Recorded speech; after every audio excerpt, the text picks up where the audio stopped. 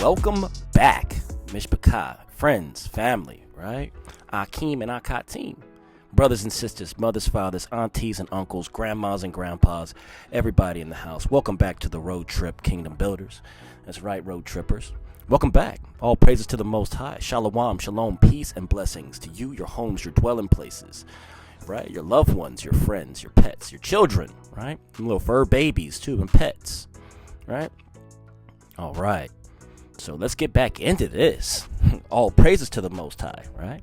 All praises to Yahweh. There you go, the Father. All praises. Glory to Yahweh Shai. Honors to the Ruach, and my love and my respect to you. It's good to have you here. And I just want to say shout out to the Mishpahcah, right? Been having some really good sessions. Some really edifying information being passed back and forth between one another. Positive environment and great attitude, right? I just want to give a shout out to all of y'all and say thank you so much. It feels great to be a part of it, right? So where we at, family? Where we at, Mishpahcah? We're back here in the works of Flavius Josephus, the Jewish Antiquities to be exact. Well, the Antiquities of the Yahudim. Chapter 13, how Moshe and Aharon returned into Mizraim to Pharaoh.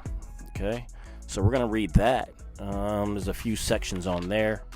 And then we'll read chapter 14 concerning the 10 plagues which came upon the Egyptians. And that has some notes that will follow that with a photo image. The photo image, 2 of the 4 colossal statues of Ramses II, which stand at Abu Simbel under the upper Nile. Some scholars suggest that he may have been the pharaoh of the oppression. All right. And then we'll finish up those notes there on chapter 14 and call this one. All right. So if you have these scrolls available to you, please read along with your Ak, all right? I would love to have you read with me. But if you don't, no big deal. I mean, I'm sure you can get these online, reading that blue screen, or if you have the hard copy available to you, read along, all right? Just for accuracy. I'm going to try to read the best that I can, as always, all right?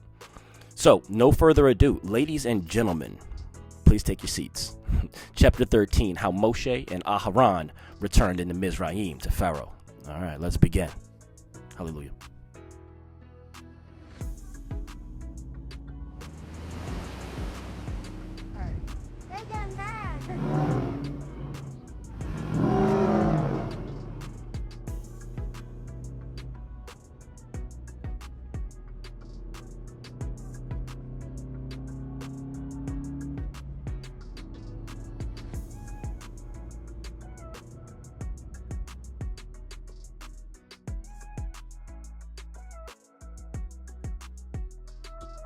Section 1, and it reads, So Moshe, when he understood that the Pharaoh in whose reign he fled away was dead, asked leave of Reuel to go to Mizraim for the benefit of his own people, and he took with him Zipporah, the daughter of Reuel, whom he had married, and the children he had by her, Gershom and Eleazar, and hurried into Mizraim. Now the former of those names, Gershom, in the Hebrew tongue signifies that he was in a strange land, and Eleazar, that by the assistance of the Most High Yahweh of his fathers, he had escaped from the Egyptians. Now when they were near the borders, Aharon his brother, by the command of the Most High, met him, to whom he declared what had happened to him in the mountain, and the commands that the Most High Yahweh had given him. But as they were going forward, the chief men among the Hebrews, having learned that they were coming, met them, to whom Moshe declared the signs he had seen. And while they could not believe them, he made them to see them. So they took courage at these surprising and unexpected sights, and hoped well of their entire deliverance, as believing now that the Most High Yahweh took care of their preservation. All right, that's the end of section 1. Let's continue on. All right, cool. All right, section 2 reads, since then Moshe found that the Hebrews would be obedient to whatever he should direct, and they promised to be, and were in love with liberty. And he came to the king, who had indeed but lately received the government, and told him how much he had done for the good of the Egyptians, when they were despised by the Ethiopians, and their country laid waste by them, and how he had been the commander of their forces, and had labored for them. And if they had been his own people, and he informed them and what danger he had been during that expedition, without having any proper returns made him as he had deserved. He also informed him distinctly what things happened to him at Mount Sinai, and what the Most High Yahweh said to him, and the signs that were done by the Most High, in order to assure him of the authority of those commands which he had given him. He also exhorted him not to disbelieve what he was told, nor to oppose the will of the Most High Yahweh. That's the end of section 2. Cool.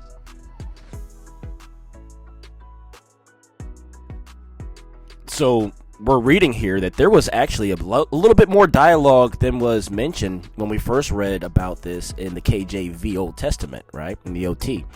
So we're kind of getting some more information, some more dialogue about it, and the conversation that took place between the Pharaoh and Moshe, right? It's pretty cool. All right, let's continue. Section 3. But when the king had derided Moshe, he made him in earnest see the sights. He made him in earnest see the sights that were done at Mount Sinai. Yet was the king very angry with him, and called him an evil man, whom had formerly run away from his Egyptian slavery, and came now back with deceitful tricks and wonders and magical arts to astonish him. And when he had said this, he commanded the priest to let him see the same wonderful sights, as knowing that the Egyptians were skillful in this kind of learning, right, magic, that he was not the only person who knew them, and pretended them to be divine, as also he told him, that when he brought such wonderful sights before him, he would only be believed by the unlearned.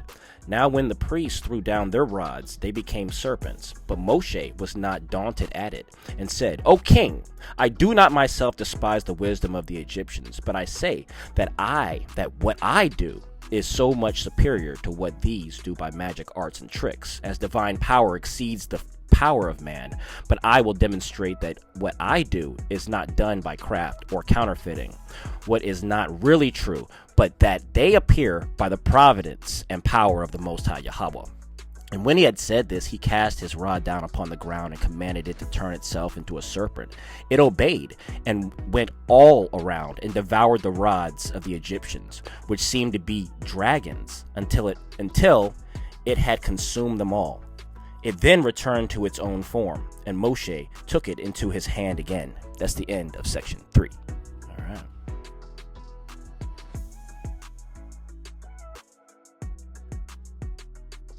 Section 4, and it reads, However, the king was no more moved when this was done than before, and being very angry, he said that he should gain nothing by this, his cunning and shrewdness against the Egyptians.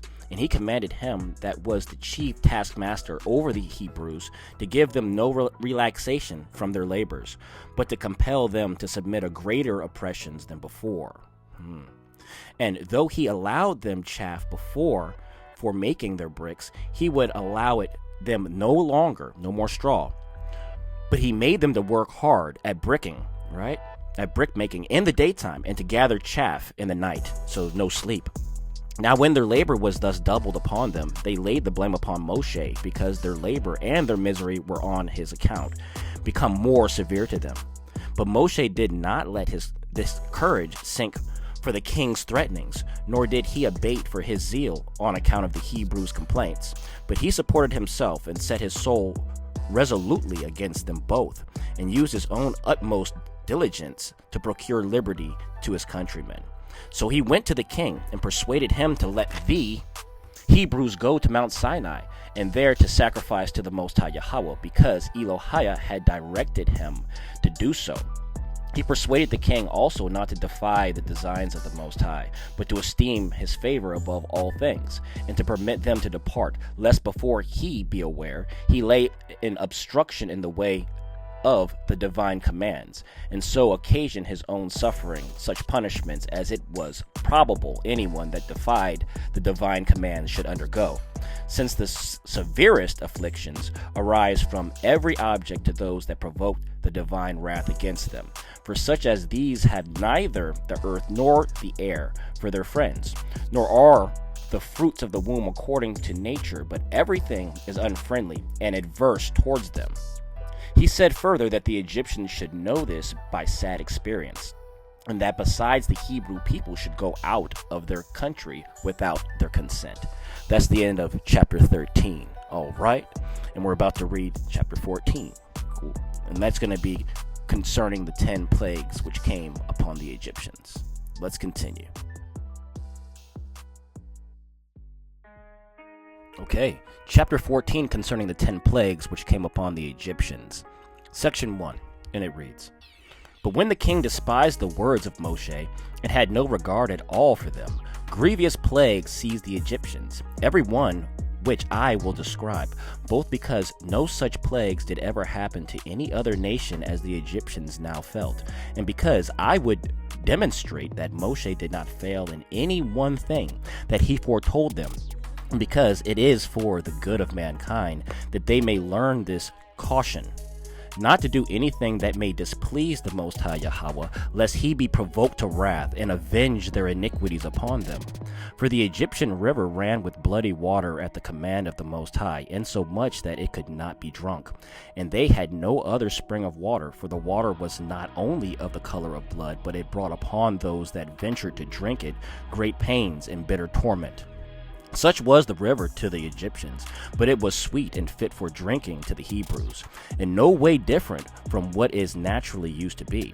As the king therefore knew not what to do in these surprising circumstances, and was in fear for the Egyptians, he gave the Hebrews leave to go away, but when the plague ceased, he changed his mind again, and would not allow them to go. That's the end of section 1. Cool. And remember, it's the Most High. It's the Most High Yahweh. He's the one hardening the heart of Pharaoh, right? It's not Pharaoh's own countenance. All right, let's continue. Section 2. But when the Most High Yahweh saw that he was ungrateful, and upon the seizing of this calamity would not grow wiser, he sent another plague upon the Egyptians. An innumerable multitude of frogs consumed the fruit of the ground. The river was also full of them, insomuch that those who drew water had it plundered by the blood of these animals as they died in.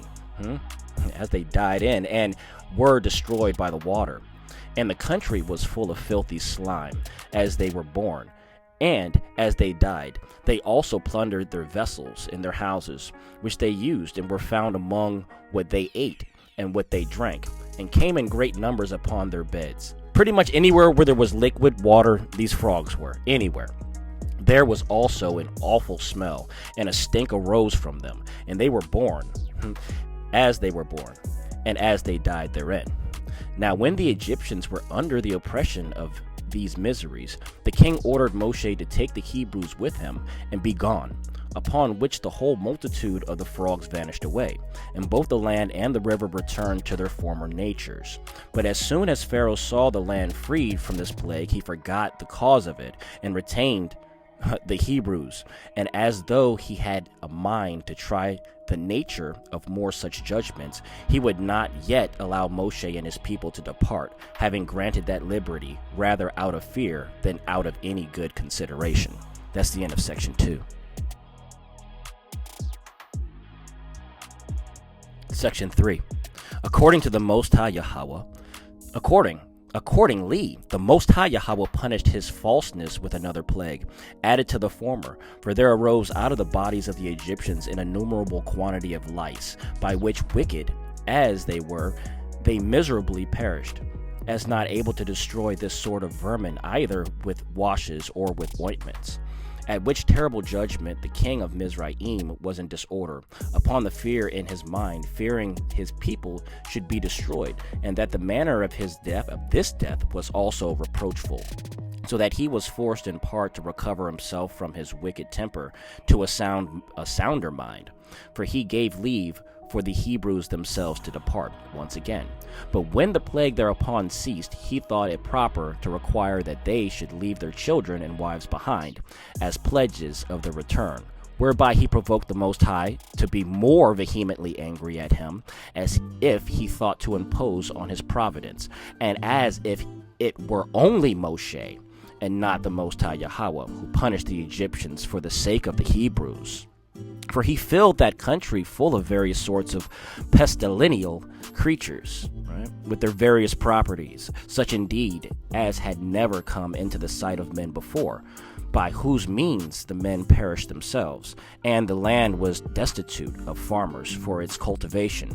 But if anything escaped destruction from them, it was killed by a sickness, which the men underwent also, right? So there's even more going on, packing more on top of that. That's the end of section 3.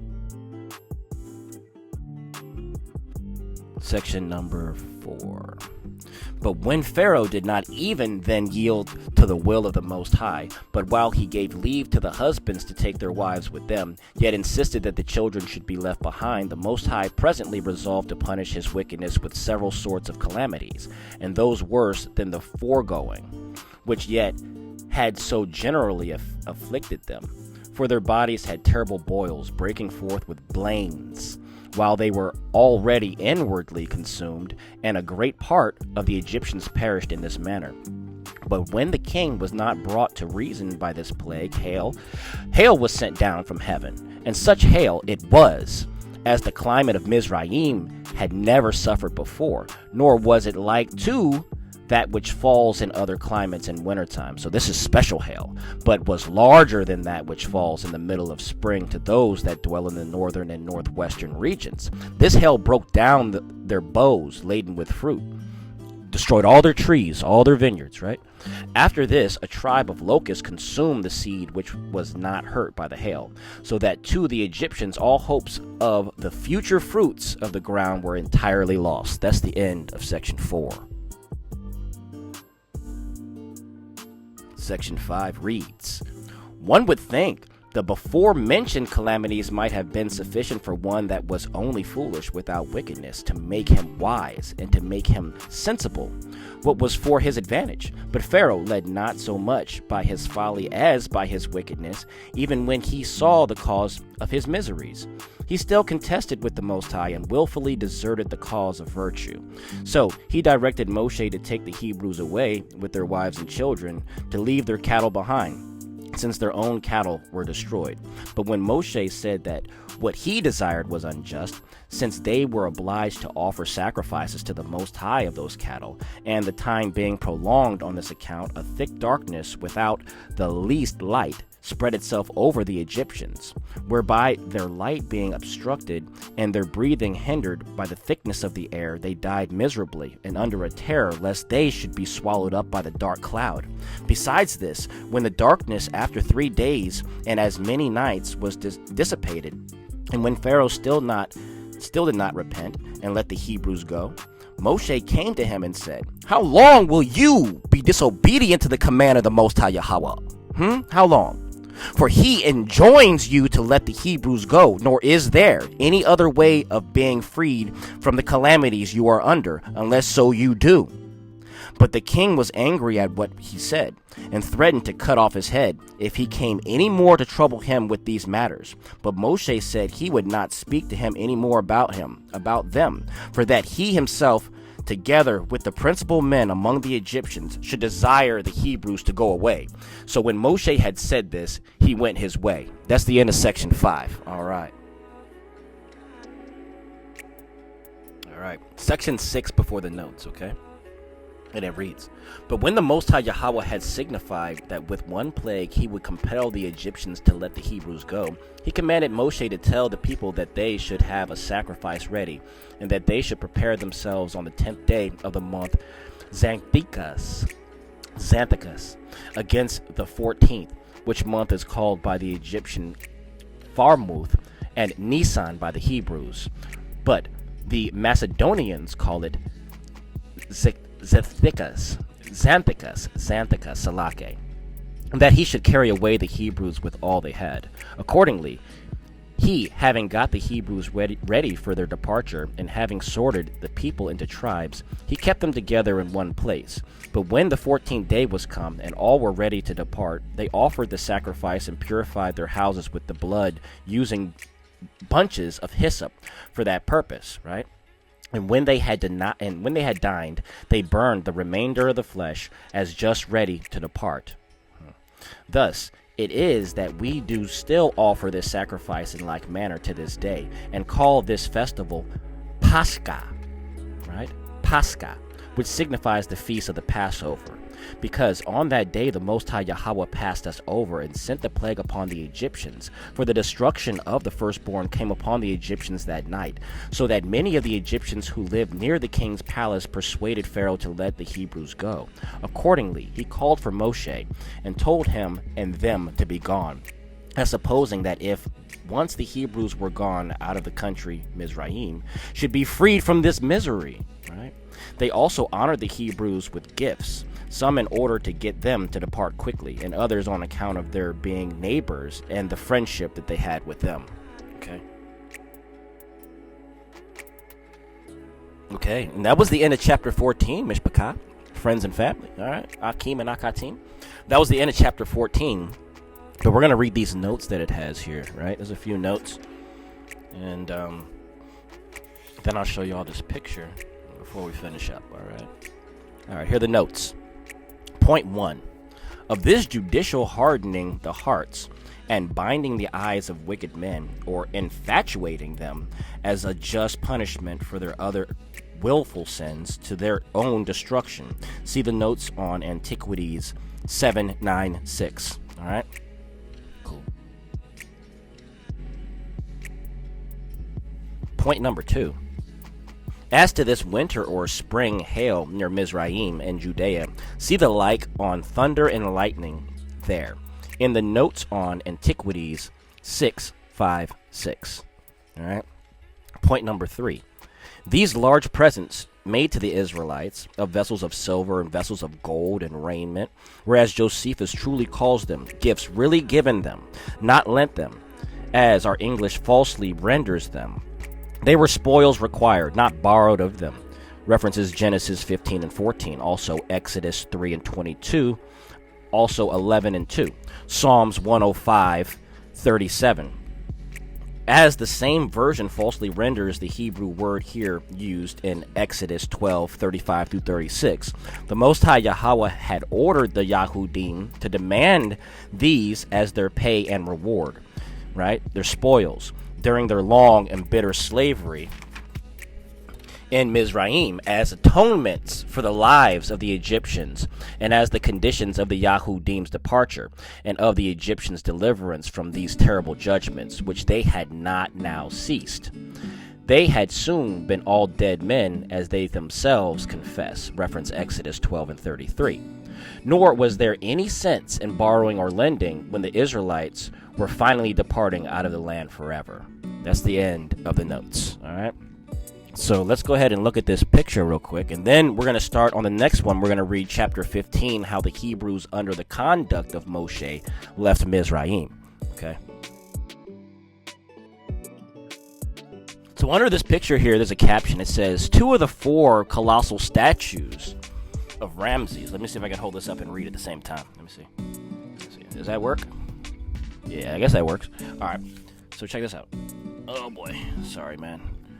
I got mechanic's hands. All right, so 2 of the 4 colossal statues of Ramses II, which stand at Abu Simbel, along the upper Nile.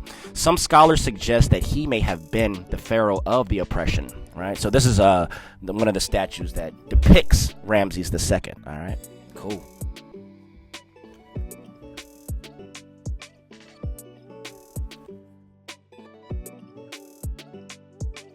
So there you have it, y'all. There you have it, friends and family. Mishpahcah, right? Akim and Akatim, man. Shalom. Shalom. Thank you for being here. Shalom, man.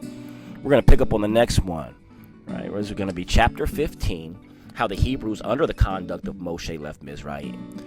But in the meantime, in between time, I just want to say the water, Khan. Thank you for being here with me on this scripture read. Always love being here with you. I love doing it. And, I'm not going to let the job beat me down where I don't got the energy to put these ones in, okay? Please, until we read and speak again, please be safe out there as you travel up and down the roads. This is the road trip. Be careful driving, all right? Be careful on the road, all right? And as always, the program is all praises to the Most High Yahweh. Hallelujah, all right? And I'll see you all very soon on the next one. I love you. Shalom.